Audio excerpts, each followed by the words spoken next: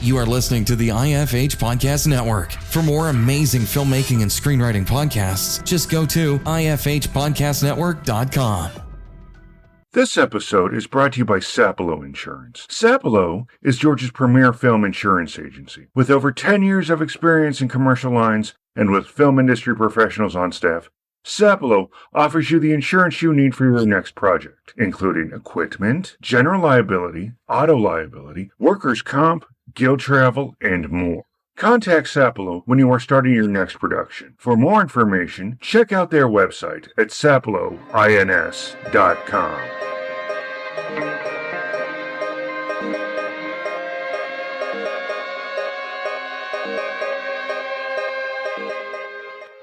Welcome to episode 308. This week we have Naomi and Jenny from ModMD. You ever wondered who is behind the people taking care of you on set regarding COVID protocols? Well, here are two of them. We discussed the beginnings of the company, some interesting stories from sets, some what to do's, some what not to do's, plus the future of the company and a bunch more. Make sure to head to patreon.com/ATLFilmChat where you can get their exclusive content, plus all our exclusives for as low as $1 a month. There's a bunch of them over there and you don't want to miss them, and $1 a month is a pretty good deal, I think. Patreon.com/ATLFilmChat. Hope you enjoyed the music. This is Steal the Gifts by Eric North from the film Still Today. Those guys were on the show a few weeks ago. Thanks to Eric and everybody from the film for the use of the song. Make sure to rent or buy the film over on Amazon. Before we get started, I need to tell you all about our sponsors, Element Certified Public Accountants and Consultants. They're based in downtown Atlanta, and they're a film, television, and entertainment-focused accounting firm. They provide tax credit audits, individual and corporate tax return preparation, loan-out company creation, and production accounting. Now, some of my listeners own production companies or other businesses. Some of you simply work on set in various roles. Either way, you have a unique set of issues when it comes to your money. And you know you need help, especially when it comes to tax time, which, by the way, if you haven't noticed, is just around the corner again. It just happened. It feels like it was 2 minutes ago, but it was, a few months ago. But we're about to be hit with it again. So you need somebody who has you in mind and not just like a set of like templates like, oh, insert A into B, whatever. I don't know anything about money. This is why I'm recommending you go to elementcpas.com. elementcpas.com. They take the burden of tax and accounting off your back, so you save the drama for the set. Element, fluent in your language. I need to tell you about our sponsors, dramainc.online. Now, the actors out there, you know you're taking tons of classes about like how to emote more, how to make my characters more believable, how do I inhabit a role, how do I live this person, the Meisner method. I don't know anything about it. Meisner is probably not a thing. I'm just making all this up. But what I do know is that acting is not just that. It's not just acting in a role. Like, it's a business, and there's a whole business world surrounding being an actor. It's stuff like getting a call sheet and knowing what everything is on it. It's like dealing with managers and agents. It's learning all these mistakes that you're going to make and learning how to deal with them. Well, instead of living through all these things and experiencing these mistakes and running into these roadblocks, you should go to dramainc.online. That's dramainc.online. It's a new 4-part online course series from Drama Inc. They're the Southeast's largest acting studio, and since they first opened their doors in Grant Park 7 years ago, they've stuck by their core mission to help actors of all skill and training levels navigate the tricky world of TV and film. All skill. If you're just starting out, if you've been acting for 20 years, it doesn't matter. You always need help. You're always taking acting classes, but you should also be doing this too. So, go to dramainc.online. Make sure to use promo code CHUCK, CHUCK, that's me, for 10% off your entire order. It's a great deal, so go check it out. Enjoy the interview, and I'll see you in the intermission.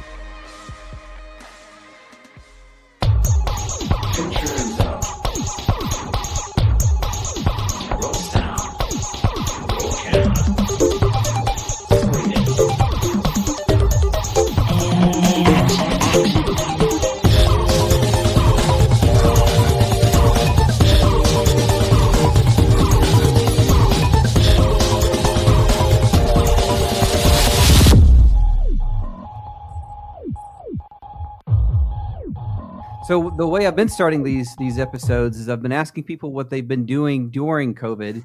I can assume a lot of what you guys have been doing, but what is something special that you otherwise would not have been doing during this period? Like, for instance, I've been using my crock pot a lot and making a whole bunch of weird dishes.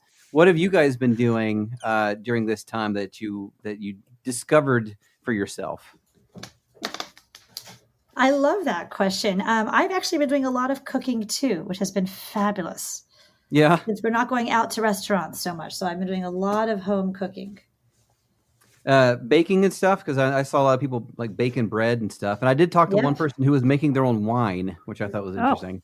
That is very interesting. I wish I had enough time to do a lot of baking. I've also been working harder than I've ever worked in my life since March. So nice. Jenny, how about you? So I initially during the pandemic, I didn't have a lot of work. And as a healthcare professional, I kind of felt useless. So oh, no. I got out my sewing machine, which in the past I had maybe used twice. So I started sewing masks and surgical caps for people. And I am not a seamstress by any means. So I had to teach myself how to do that. So I basically learned how to sew masks and surgical caps from scratch. Wow. Okay. One of my nieces is she's a nurse, I believe, and she was doing the same thing at the beginning, and that was actually some of the first masks we got. Yeah. Is that she sent them to us. We paid her, she was like only charging a few bucks or whatever, and we were like, where do we get masks? And she just happened to have made some. We're like, oh, nice. That'll work, I guess. So she started like a little side business for a while. Well, that's really cool. Well, before we get really started, why don't you guys introduce yourselves and your titles and all that kind of good stuff? Absolutely. My name is Naomi Dabby. I'm a medical doctor. I'm also the CEO of ModMD, which is our company that does COVID testing and COVID consulting for productions. And I'll let Jenny speak. Yeah, I am Jenny Stearns, and I am the Director of Operations for the Atlanta office of ModMD. Nice. And Jenny, you're the one who reached out to me. I'm curious, did you already listen to the show, or did you just happen to stumble upon it, or like how that happened? Well, I stumbled upon it, but then after I stumbled upon it, I listened to a couple episodes. And, okay, cool. Yeah. So nice. I'm involved in the film community already in Atlanta. Yeah. And I thought, wow, this would be a really great way to kind of get out there that we're here and what we're doing. That's really cool. What you say you're involved in what capacity? So just for fun, for the past 7 years or so, I've done a lot of background gigs, and I've done a few small parts in movies and industrials. And most over the past 2 years, I've been involved with Sketchworks, which is a sketch comedy group. Oh, yeah, so yeah. Performing at like the Village Theater and various places. Normally I ask, what's a new business or whatever, like what's the origin of the business? And I can kind of guess what this one is, but can you kind of talk about the early days of starting the company? Absolutely. Happy to. So I live in Los Angeles, where there is an inordinate amount of production, as I'm sure you know. And I have a lot of friends in this city, and I was working in the COVID ICU as a COVID ICU doctor. And friends of mine in the industry in LA started to call me in May saying they needed help to get productions moving. And so we decided to step up and help them. They had very compelling requests. They basically felt that if we could get productions going, we could get a lot of people working again. And this was something that my family and I were struggling watching the economy fall apart around us while we were still working through all of it. I mean, as doctors, I've never stopped. Mm-hmm. And so we decided to step in and start helping. And I actually, as soon as I did a production during the quarantine here in LA when LA County was trying to put together policies and processes. So we were involved very early. And then as soon as Appendix J dropped on June 11th, we jumped into action, and I was on set as a doctor in some of the first sets that opened here in LA. And then over time we built, and then we came to Atlanta because there is so much production in Atlanta, and many of our production companies had very special products in Atlanta, which is when we met the Stearns family, and they joined us, and we opened a really awesome Atlanta office, and we've been in it to win it since June. We are, we really love being able to help people start working. We've been loved helping people be safe, counseling and creating safe practice on set so we can all move forward and keep being normal.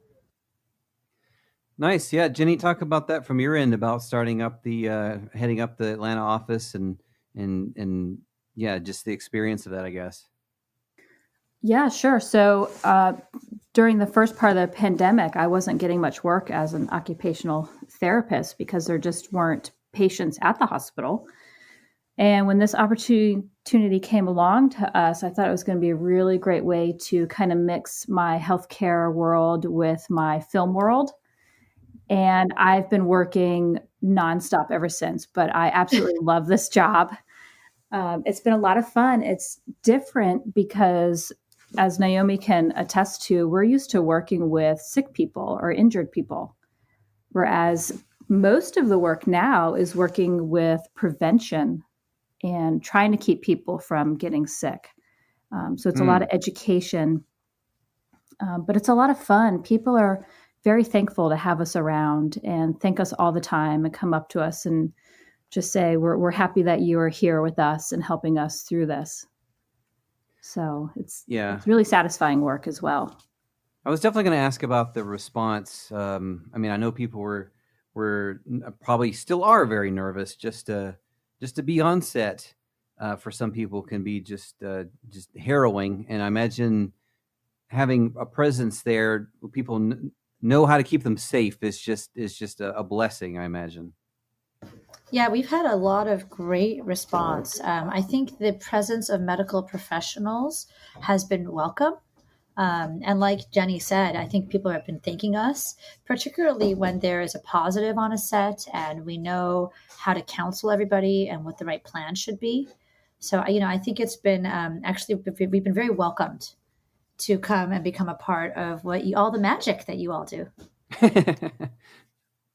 And it's one thing that we've struggled with myself at my production company, Hootie Who Productions. We've had some just development over this time and trying to figure out what to do and how to do it.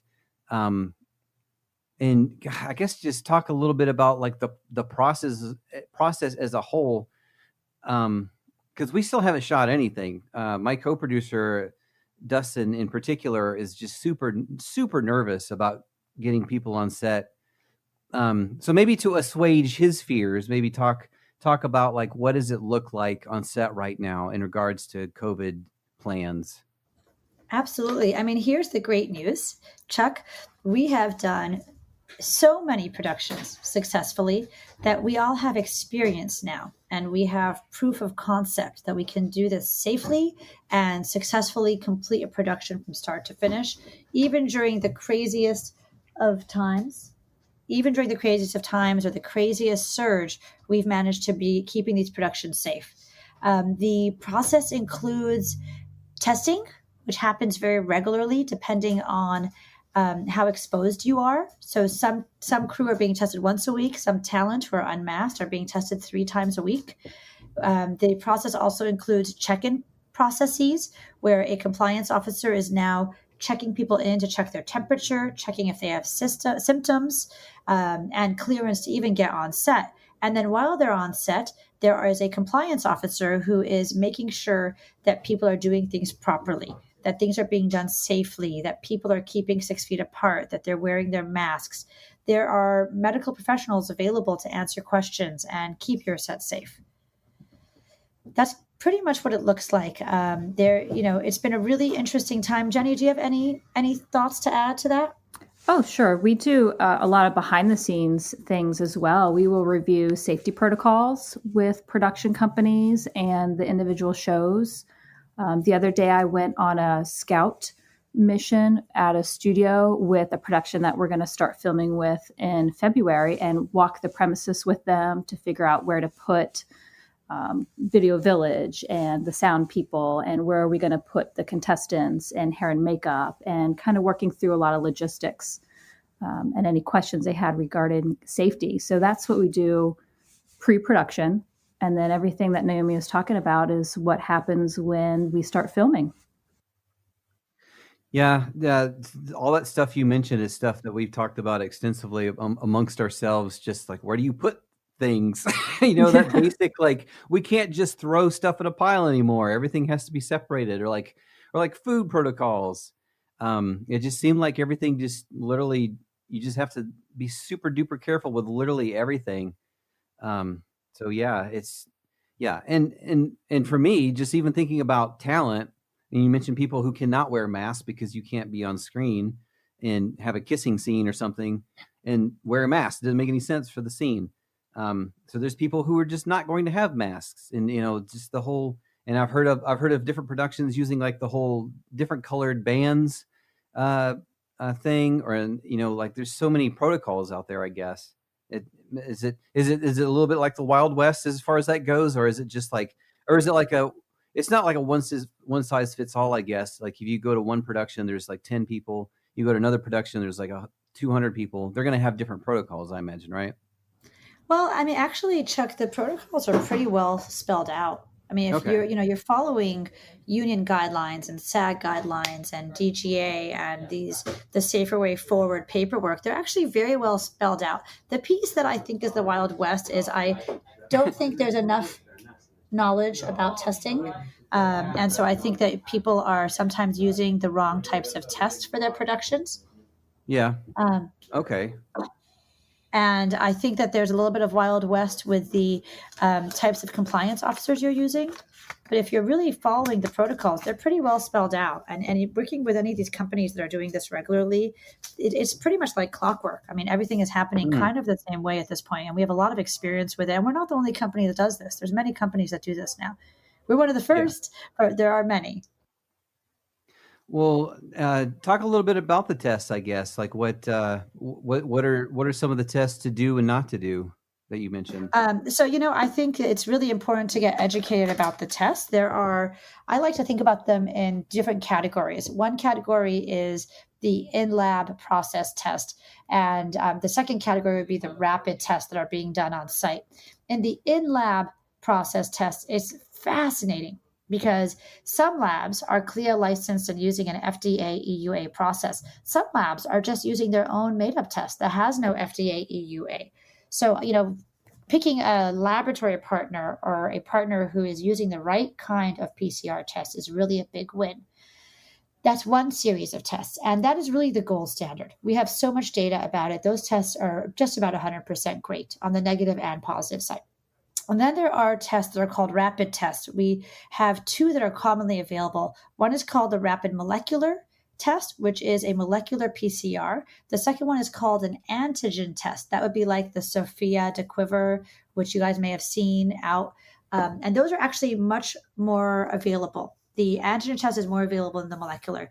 Again, the antigen tests are very interesting because they're much more available. They're a little bit lower price point, but they're very, very dangerous. They were only tested in people who are symptomatic. They should only be used under the FDA EUA with symptomatic people. So the rapid antigen test is a test that should be used in a hospital with sick people. The people who are using it for asymptomatic people are now using this test out of its ordinary use, out of what it got its FDA EUA. And I think that becomes very dangerous. And I have seen some big outbreaks in Los Angeles based on people working with an antigen test as opposed to one of the other options. The second type of rapid test, the molecular test, is a far better rapid test. However, these tests are harder to get, less accessible, and they're quite expensive. This is a machine that does a PCR on site and has a validity around 90 to 92%. Where if you look at the antigen test, the validity is closer to 75, maybe 80%, but only in symptomatic people. So I think it's really important to start to understand the different tests available and what people are using. Film Impact Georgia is a nonprofit organization dedicated to providing a voice to independent film production in the Peach State. Their focus includes short film grants, development labs, labs, community boosting events, and support services from vendors and mentors. Georgia has diverse and engaging storytellers, and FIG is determined to help break down the barriers to creation in our state. Find more information about the organization and how to get involved at filmimpactgeorgia.org. Do you want to work for one of the best film magazines in the country? Oz Magazine is looking for social media and copywriting interns for spring 2021. Best thing to do is head over to their Instagram, Oz Magazine, and check out the post. It says call for interns, pretty straightforward. And you can see where to email your CV/resume and cover letter. And then be prepared to see a bunch of press releases from me.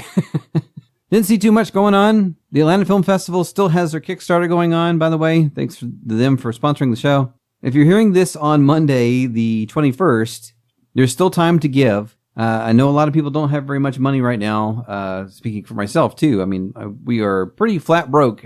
Hopefully this whole stimulus thing, even though it doesn't look amazing, will actually go through because we definitely need it. And I know a lot of you do, too.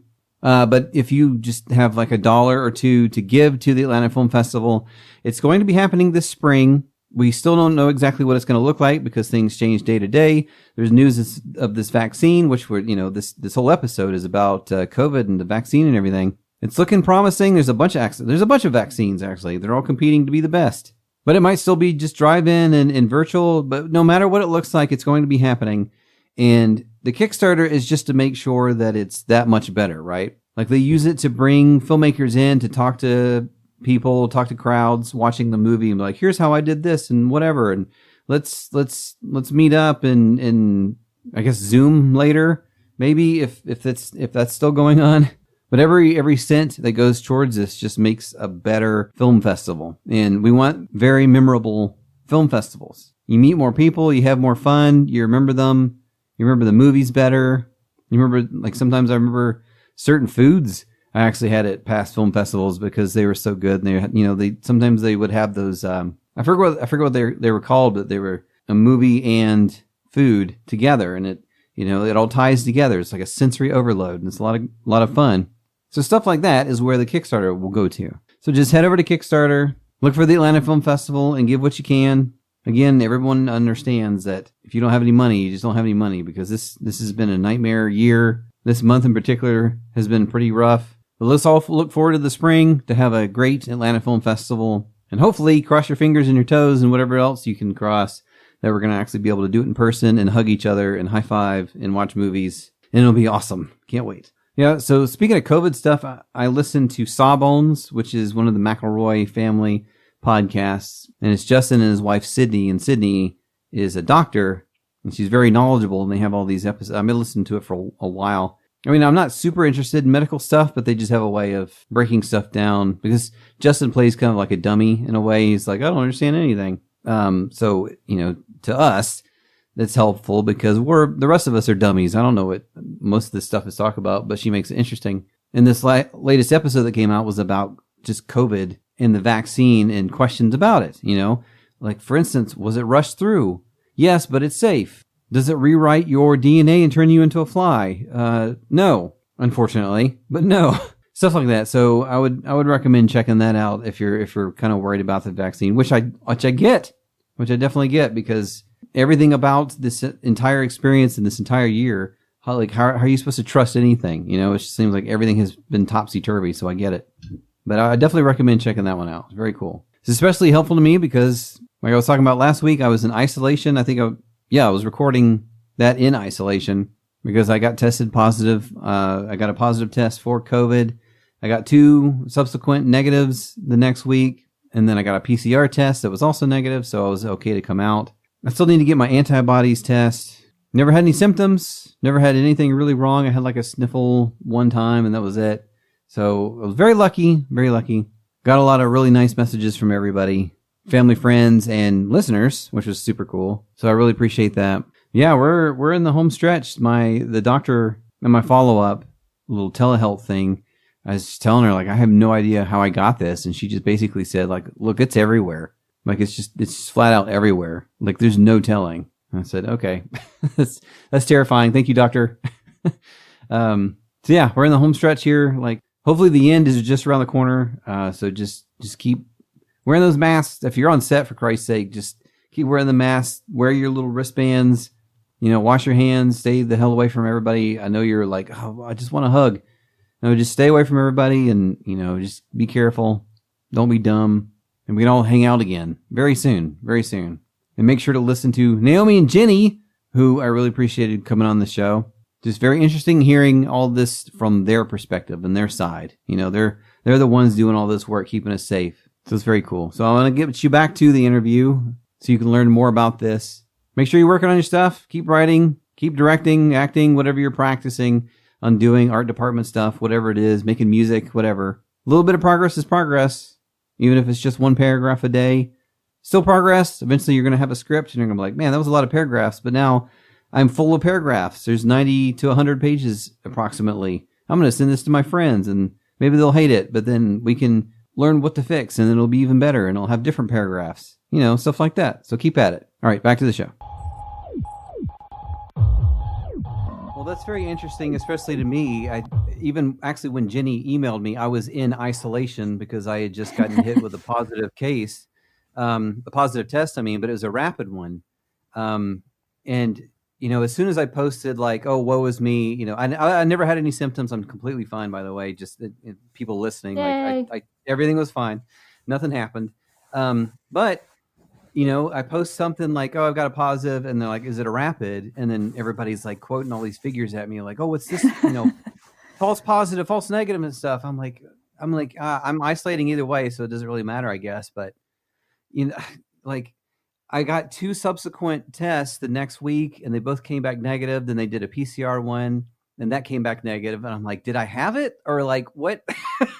And it's just a little driving me crazy, I guess. But is that the one? Is the rapid test that I got was just a random test? I didn't have symptoms or anything. Is that kind of what you're talking about? Those kind of rapid tests? It is. If you got a rapid test, the one that is most readily available is an antigen test, and those are not very good. They're not very valid. And Chuck, I know exactly what you should do. You should go get yourself an antibody test, and then you can see if you have built antibodies against. If you may have had this, you would have built antibodies against COVID, and we would see that in your antibody test. Oh, okay. Well, it was time for me to give blood anyway, so maybe I'll go do that and help some people too. But yeah, that's okay. It's everything's seems like it happens so fast, and there's so much. I don't want to say misinformation, but it's just constant updating and everything because we're learning as a human race, I guess. Learning so many things so quickly, it's bound to change, I guess. It's just, man, it's scary times. It is. It is scary times. But it looks like it's getting better. So Jenny, talk a little bit about, since coming from you work in the film industry a little bit. You're out and you say you do sketch works and stuff. So you've got a little bit of that background going on. Does that help? Did that help you in this endeavor to just know what protocols were and if you go on set or something, like people know like, oh, well, you've been here, that, you know what I mean? That kind of thing. Oh, sure. No, it was definitely helpful because when I go and start talking with some of these production companies, I already know a lot of the lingo and that part of it doesn't have to be explained to me, but it's also helped in training our nurses as compliance officers. So, they know when the director says rolling, what's happening and, yeah. So also like knowing where the cameras are and not walking in front of cameras and just kind of learning the lingo and how productions work, because how productions work is very different than working your 12-hour shifts a week in the hospital as a nurse. And then stepping into production, it's very different. So it's been eye-opening for a lot of our nurses, but fun. They really love it. And they love helping people in a different way, like I mentioned earlier, more in a preventative way. It's been a good relief to a lot of them who have been working in ICUs and emergency rooms, just full of patients with COVID. That's great. Yeah, I didn't even think about that. I mean, when we were thinking about compliance officers and everything, it's just, we were wondering what they would be doing, and I imagine at the same time they were wondering like, oh well, if you've never been on set, like there is a lot to learn. It's like a whole new world once you step on set. Just so much going on at once. Yeah, I mean, the production of this, the concept of a compliance officer was fascinating in the beginning because it was very unclear what kind of background should this person have in order to be a compliance officer.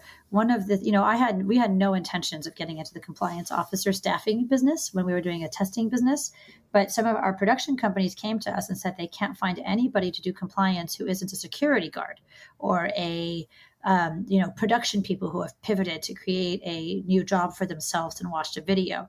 And I was really resistant to getting involved with this. But two of our big production companies that we do a lot of shows with said, please, Naomi, you've been teaching for years, which is true. I've been teaching medical students and residents. I haven't been teaching set safety.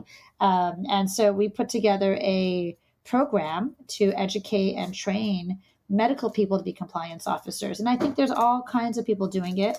And there's all kinds of ways to do it. But I feel pretty proud of the program that we've set up. We have medics, EMTs, and nurses in Atlanta. It's mostly nurses and medics who we put through a training process, and we teach them about COVID, and we teach them what we know about sets and COVID safety. And like Jenny said, we teach them about sets. We do some live training with them. And then, they now have experience being compliance officers on set. So it's been a really interesting process creating this piece that I was pushed into creating. So talk a little bit about Atlanta versus LA, I guess, a little bit, because I mean, I'm here in Atlanta and I hear what people say here versus my co-producer Dustin, and I mentioned, is actually out in LA, and he hears what people talk about out there. And it just seems like Georgia, I say Atlanta, but Georgia is just so much more open, and everybody's just like, let's just go for it. And LA seems a little bit more guarded, like, let's be careful.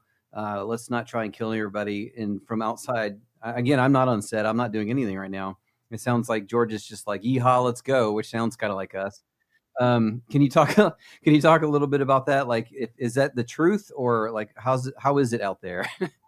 Well, I think I'll let Jenny go in a minute, but one of the things I noticed, because I came out when we set up shop, I noticed that the testing options in Atlanta did not have as fast turnaround as the testing options in California. It was very, very hard to get local labs to understand that we need testing that comes back faster than 3 days from now. Where in LA, it was much easier for us to find. There were more testing options in LA than there were in Atlanta. I also have noticed that Atlanta has a much more laissez-faire attitude around COVID than LA does. LA has been very, like you're saying, Chuck, LA people are very scared, staying at home, super careful. And in Georgia, it's felt a lot more loose and free. I think on set, to be honest with you, I think we're all functioning the same way. I mean, Jenny's got a whole team that are making sets go forward with very strict protocols, just like we do in LA and in all the other cities that we work in. Jenny, do you have any thoughts about LA versus Atlanta? Well, we actually get a lot of people coming here from LA. The very first production we did in Atlanta was a majority of people that came from LA and to work, which is normal for Georgia anyways, is for a lot of people to come over because of the tax breaks. So I wasn't surprised by that. But I would agree that Georgia seems to be a lot more lax in general compared to LA. But you guys have a lot more cases, and a lot more population over there affected by COVID. Oh, LA, you mean just everybody all being all packed in and everything? Yeah. Well, I just occasionally I just hear things just from running the show for so long. I just hear stories, and when things started picking back up, it just sounded like it was just like a nightmare. But it sounds like it's at least in the film world, everybody's calmed down and doing the right thing, which is I was kind of worried about for a minute. So that's good to hear. I mean, we don't want to get shut down completely again, so. Right. Well, we've had some really great success with the shows that we've had here. So we're trying to keep it open. We're trying to keep it moving forward. Yeah, and another thing you mentioned was just the amount of testing. And I know that's been a lot of problems for us too, just thinking about the money situation about coming back, because our budget has just increased by 20-30% just from the fact that we have to take all these extra steps to be safe right now. Are you seeing a lot of is it mainly like the Marvels, etc. right now, or are you also happen to be working with indie features and productions? So we've been working mostly, I would say, with larger production companies. I think the testing requirements and the COVID compliance office requirements have been very hard on independent productions. It's very challenging for them to have the same kind of budget that these larger companies have. We've done a few, but I'd say the good majority are the bigger production companies who are able to afford the extra costs. Yeah, for sure. Which is a terrible shame. This has been paining me the whole time I've been in this industry. Yeah, but I guess there's not really much you can do about it. I mean, I've heard about some people doing the bubble method, which famously Tyler Perry did over here. He had his whole deal where he had everybody quarantine, and then you come onto the fort basically in Tyler Perry Studios, and then you don't leave until they're done with the season. And I've heard of other people doing that. Some indies actually have done that. Like they just shut themselves up in like a hotel and nobody goes anywhere. And I always think like, man, there's no way this is going to work. But if you're really dedicated to whatever the production is, you'll do what it takes. Like if you don't want to make Tyler Perry mad, so you're not going to go to the gas station for cigarettes, right? I guess.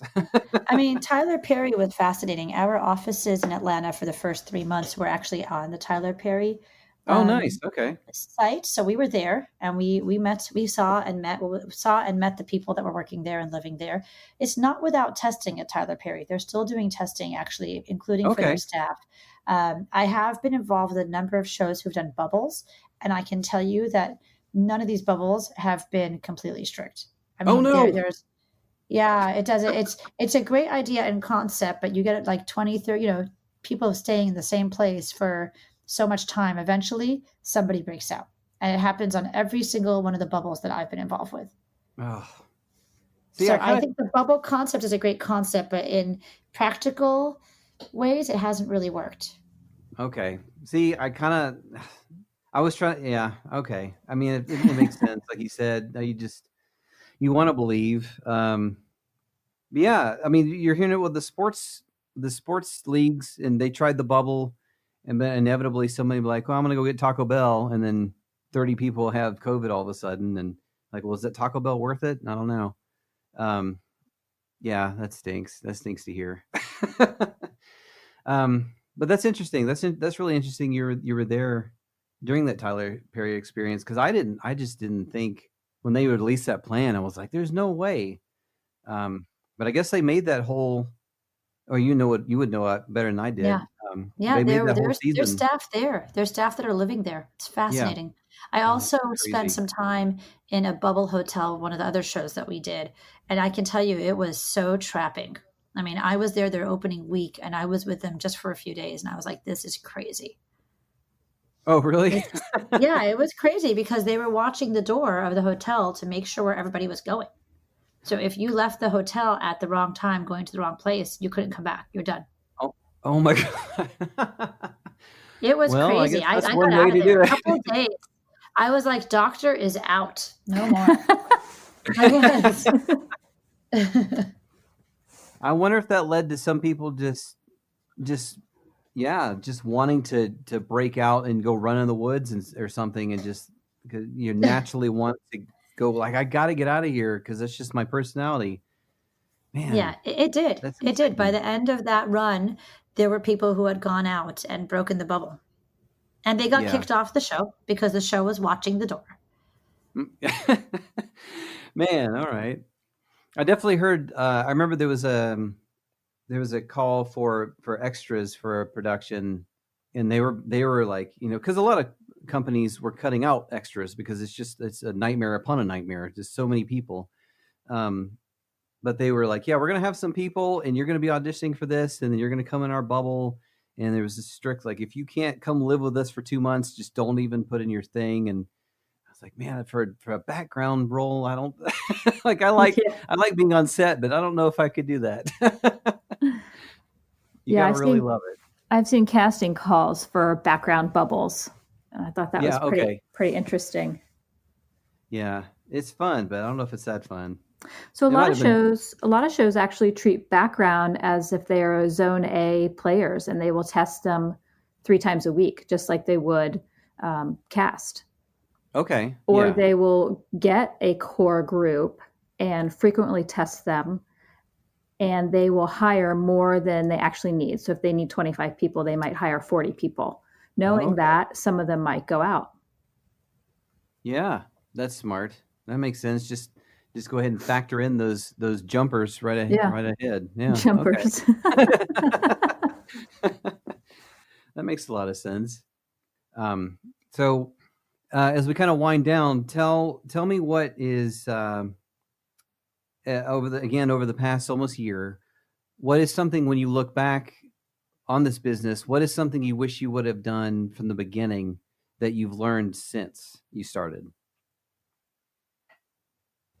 Well, that's easy for me. Okay. One of the things that we did, or what we're working on right now, is developing our own portal that's custom for productions. And also we've built our own laboratory to bring our labs in-house. I wish we had started that process much earlier. We really thought that we could work with portals that already exist, like software that already exists, labs that already exist. And we didn't realize that these are unprecedented times. And this software to do this properly doesn't really exist. And the laboratories that are functioning already don't necessarily have the capacity to do this in the way that we want them to do it. So I wish I had started the process of developing the portal and developing the app and developing my own lab in the very beginning on day one. But it took us a few months till we decided to open up these things. Jenny, how about you? Well, like Naomi said earlier, we struggle helping some of the smaller productions, some of the indie films, things like that. And when we started this job, it was such a whirlwind, and it's gone by so fast, and it's constantly changing. There's always things going on, but it would have been nice in the beginning to reach out more to maybe some of the smaller groups, to let them know that there's companies like us out there, and whether they can afford our services or not, maybe we could hop on some panels or do more talks like this, just to provide some guidance, perhaps, to some of these smaller groups, at least point them in the right direction. Yeah. Let them know that there's support out there, and that they can reach out to people like us and ask questions. Okay.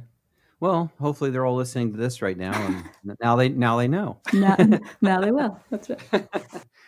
And I have to ask, with the hopefully really good news about vaccines and everything coming down the pipeline, and it looks like people are there's light at the end of the tunnel, or at least a small pin light we can at least see. What do you see as the future of the company? Maybe it's hard to tell a month to month, but say in a couple months, like, what is there going to be a pivot point, or what do you see for the future? Absolutely, Chuck. So first of all, I don't think that this is going to be over that quickly. I wish it would be. That would be a wonderful blessing for all of us. But the reality is the supply chain to get vaccine and to vaccinate significant amounts of people is going to take a long time. In addition, the people that we're working with are young and healthy, and they're the last in line for the vaccine. So, for example, I've already been offered the vaccine. I'm a doctor. Jenny's husband, Brad, also a physician, has already taken his vaccine, right, Jenny? Today, woot woot. Nice. His vaccine. So, I think it's going to be longer than you expect for that to really have a big effect on productions. And then in terms of pivoting, the origin of this company was to do concierge care at your home, and we plan to continue to do that. We made a decision to take a pause on doing a lot of our concierge medicine at home in order to really help productions during this time. But we will pivot back to concierge at home medical services. Okay. Yeah, that makes sense. And yeah, it's everybody's very excited about the vaccine, but I think you're right. And it's easy to be, well, I don't know if it's easy to be optimistic, but it's nice to be optimistic in a year that there was not very much of that around. But it's going to be a while. And yeah. And of course we have those people who are just like, I'm not taking that vaccine. It's going to put a chip in me or whatever. So we're gonna have to deal with that for a while. So I think you guys are going to be around for a while, but we'll see. Well, I mean, I am, Chuck, I am also one of those people. I actually have an offer for a vaccine that I've declined. So I think I think there are reasonable arguments to wait and see how people do with this vaccine. It hasn't been tested very much. It's an mRNA vaccine. It's actually coding your body to express a protein in the muscle cells. I mean, so it's making changes in your body's cells. So, in our medical facility, I would say it's half and half. Half are jumping and went for their appointments today and tomorrow. And the other half of us are waiting a few months. We want to wait and see if we get a little bit more data, a little bit more information.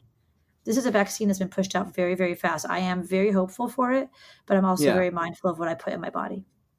Oh yeah, no, I don't. Maybe it's just a Georgia thing, but there's people who literally think that Bill Gates is putting chips in their bodies. So I mean, it's a little different breed, I guess, out here than worrying about a vaccine. Well, that's a little bit of crazy talk. I mean, we obviously all will need to get vaccinated. It's just a matter of time and a matter of time. It's a little different. Absolutely. But yeah, as we wind down, tell everybody where to find more information about the company and yourselves online. Absolutely. You can find us at modmdla.com. That's our website. You can email us at info@modmdla.com. And any requests for Atlanta can go to Jenny at modmdla.com. Yay. Nice. Any personal websites or Instagrams or anything you want to throw out there? We do have a ModMD Facebook and Instagram, but we've been so busy working, social media has not been the most important thing. Okay. to be very honest, it's true. It took us a long time to even get a website up because we've been working so much. Okay. Well, that's fine. That's cool.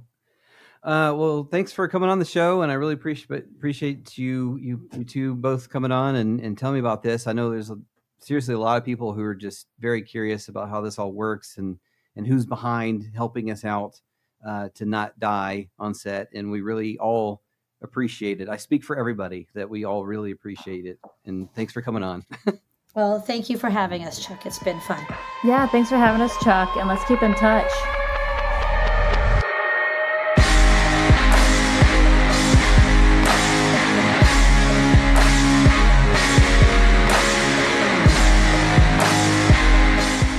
The Atlanta Film Chat podcast is produced by Zombie Cat Productions and Tranquil Aggression Productions. Your host is Chuck Thomas from AtlantaScreenwriter.com. Editing is by Joshua Golke. Find him at AtlantaFilmmaking.com. Music and event recording is by Michael Breezy Keys Jones. Find him at LDXSoundLabs.com. Zombie Cat Productions is owned by Molly Coffee. You can find it and her at ZombieCatProd.com and MollyCoffeeDesign.com. I am your announcer, Rob Scheimer. I am found at RobScheimerVO.com. Thanks to our media partners at Cinema ATL Magazine, and thank you for listening. Grab all our episodes at AtlantaFilmChat.com.